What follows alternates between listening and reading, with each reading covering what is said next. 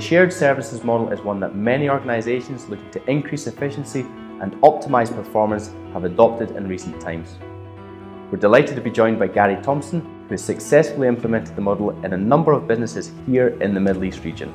Gary, thank you for joining us. Tell us a little bit about yourself and your experiences here in the Middle East. Hi, well, my name is Gary Thompson, and I'm an independent advisor on shared services, service delivery excellence, outsourcing, all the things around support services and enablement within organisations.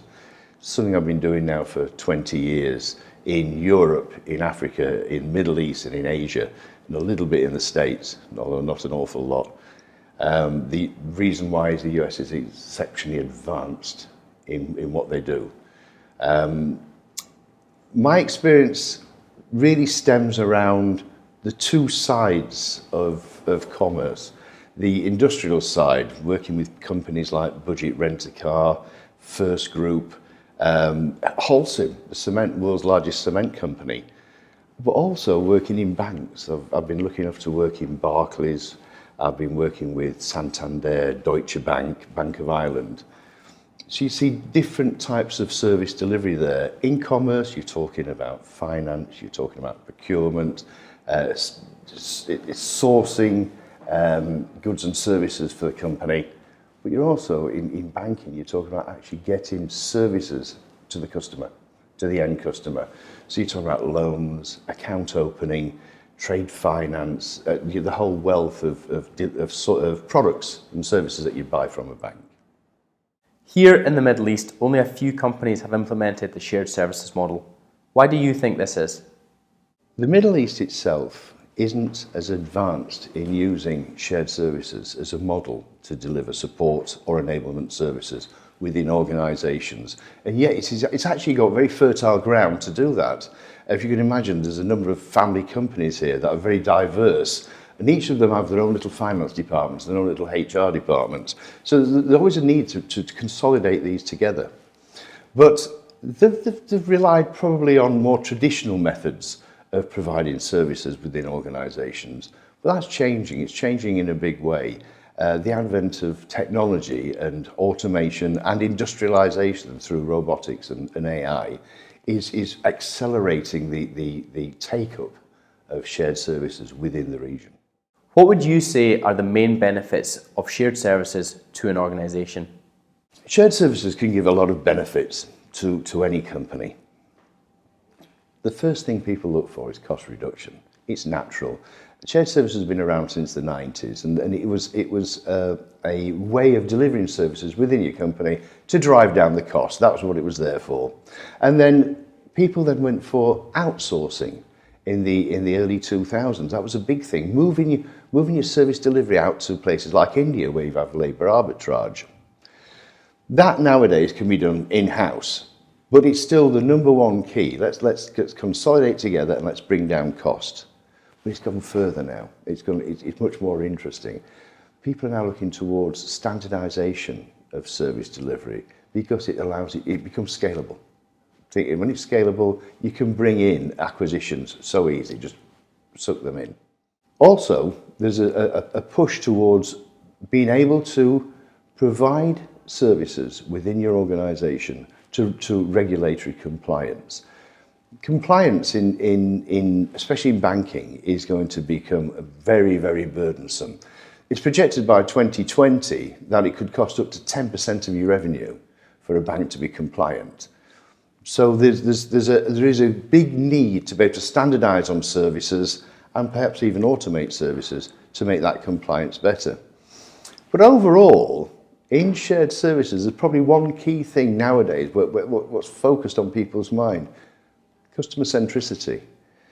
Whether those customers are internal, so they're the users of HR services or the users of finance services, or it's external, it's a bank providing services to its customers in the street. Customer centricity is number one, being able to provide what the customer wants, when the customer wants it, of high quality and the right rate of demand. What do you think are the biggest barriers to implementation? One barrier, and a natural barrier to any change in an organisation, is the resistance to that change. You're always going to get resistance. And another barrier, especially within shared services, is predominantly a lack of understanding of what shared services is, what it can do for an organisation, what it can bring them. But also, I've experienced a couple of things that I find quite fascinating. One is what I call the retained organisation, the people within the businesses who are taking services from a shared service environment, feel like they've lost control because they're not managing the people who are actually punching the invoices through or physically talking to candidates and pre-screening them as part of the HR environment. So that's difficult. And then when you drop down to the middle management layer, there's a big pushback saying, well, you know, I'm a manager because I manage 50 people. You're taking these people away from me. I'm not a manager anymore. So it's a whole learning exercise. You're teaching people to manage functions. You're teaching senior stakeholders to be the purchaser of services rather than the owner of those services. So that's the general resistance that I find in the marketplace, especially here in the Middle East.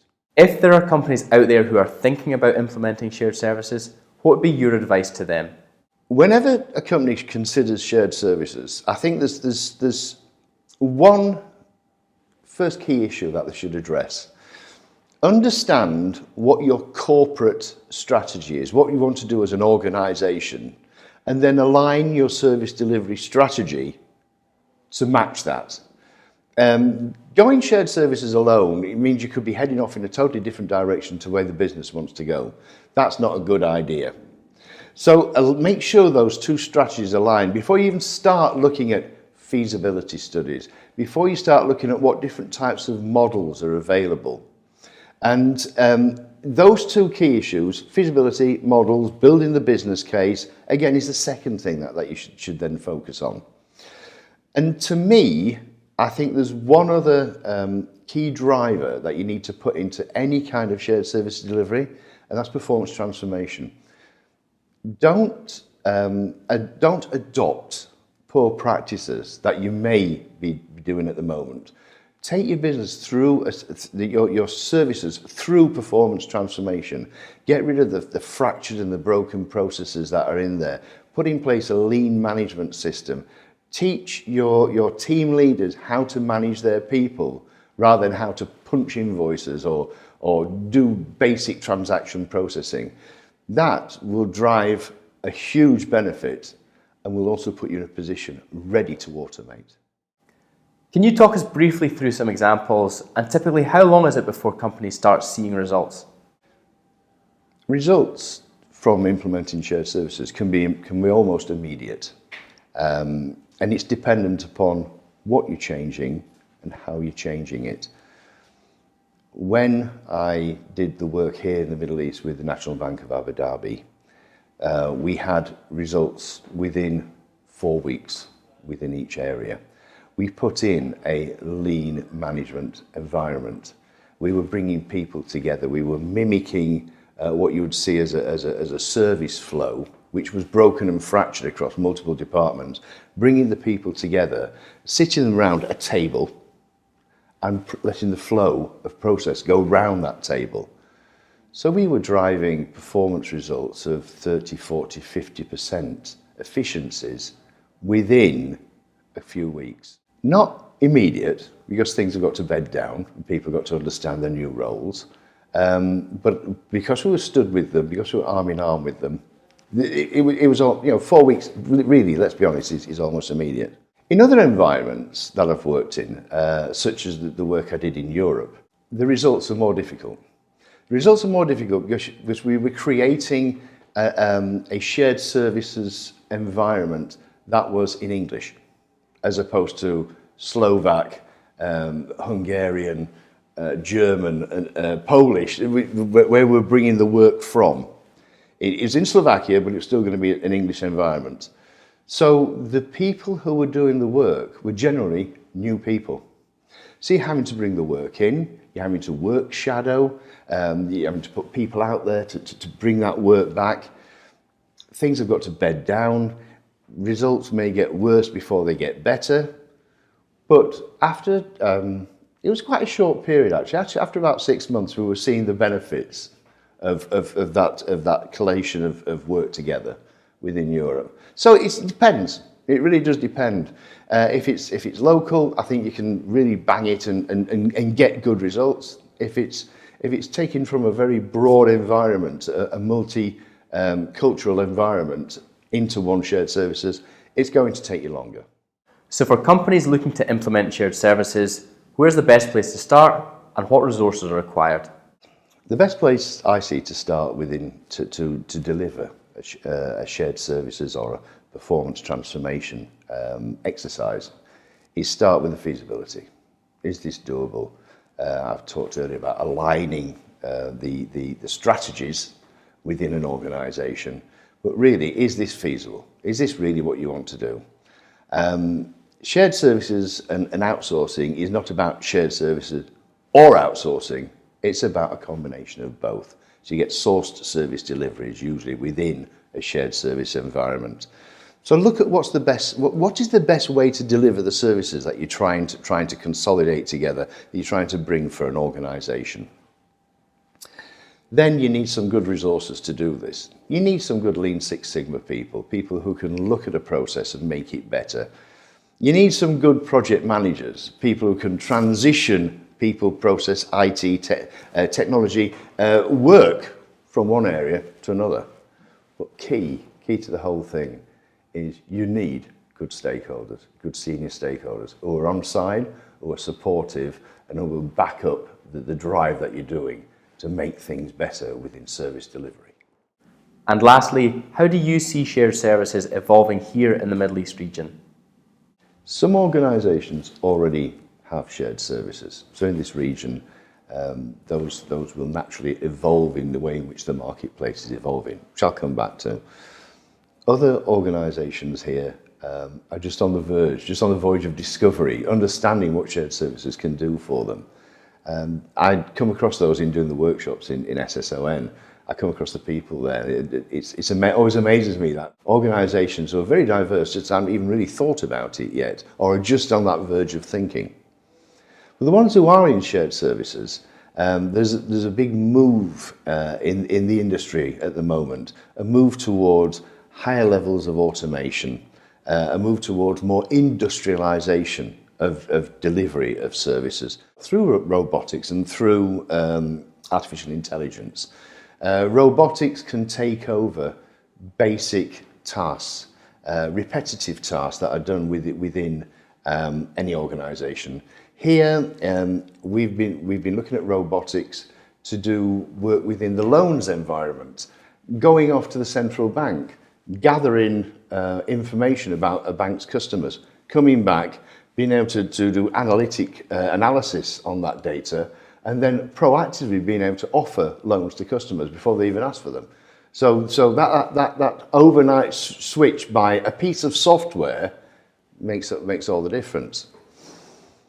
With AI is probably slightly more different. They use a lot of artificial intelligence in things like chatbots. Chatbots here are very difficult. There's even a move here within the region to take away contact centres out of Egypt, where predominantly they've gone because the labour cost is cheaper there, and bring them back to the Gulf, because Arabic here is different to the Arabic that's spoken in Egypt. So people want to talk to an environment, a person who can talk the same language. We came across that in Bahrain. Bahrain are doing a big push at the moment to bring in contact centres within the country so they can cover the whole Gulf. So there's going to be some big moves in shared services. Those moves are going to be very much around automation. The big players of automation, Blue Prism, Automation Anywhere, UiPath, they're all in here. Pega, they're coming into the region, they're establishing offices here. They see it as very fertile ground to move forward in service delivery.